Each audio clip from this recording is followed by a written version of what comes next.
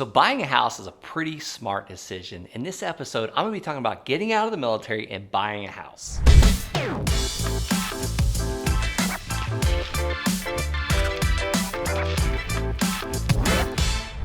All right, so first I'm gonna be talking about one of the best benefits that we're offered as military veterans when buying a house. Then I'm gonna talk about all the other options that you also have available to you. All right, so you got out of the military, you're ready to buy a house.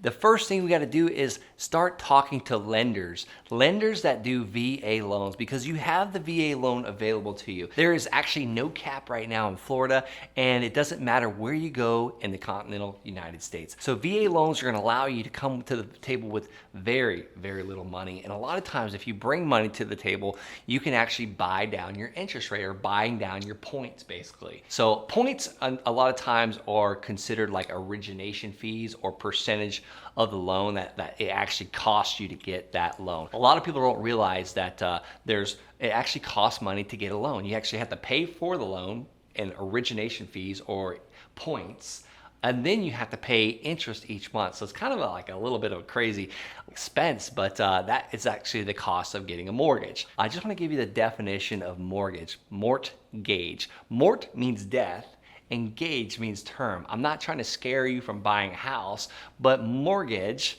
is a death term, really, if you really look at the Latin terminology of it. And then a mortgage is driven by what's called an amortization schedule. To amortize is to basically kill or slowly kill. An amortization schedule, which is usually like a 30-year mortgage, is what most of us have. It takes 30 years to slowly kill that mortgage. So now off of the morbid stuff and onto the good stuff of buying a property. Next, after you get approved from the VA lender, you want to start talking to a real estate agent and tell them what you're approved for, show them the approval letter, and basically get them to show you properties just a little bit more expensive than that, because a lot of times you can possibly submit an offer for just a little bit lower than what they're asking. So you can almost get like a $450,000 house even though you're only approved for $425,000.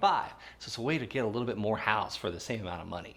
So one thing that I ask you is, if you're not currently out of the military, why do you have to be out of the military before you start the house buying process? So if you're currently working on getting out, or you're thinking about getting out, you can always go ahead and buy a house where you plan on going. That way you already have closed, you've already had an inspection, and the process has already started, and you're not homeless when you leave your duty station.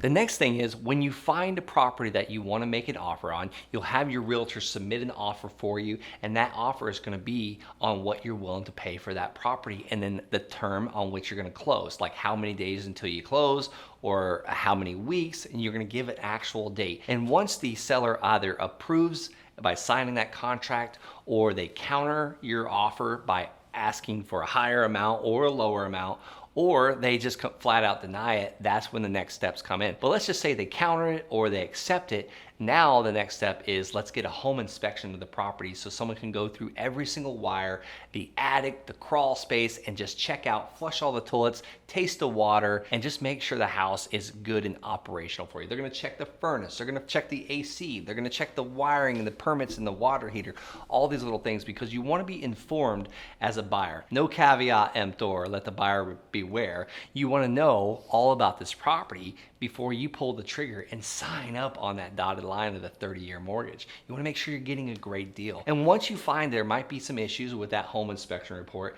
this is a good time to now file for an inspection request form. This is basically asking the seller to mitigate these items, and you want to pick out like the top items that you want fixed. Like for instance, we purchased a house and there were some issues with the electrical system, so we actually asked them to go ahead and fix that before we closed on the house, and the seller was not willing to do it. So we asked for a $30,000 reduction in price, and guess what? The seller actually agreed to that.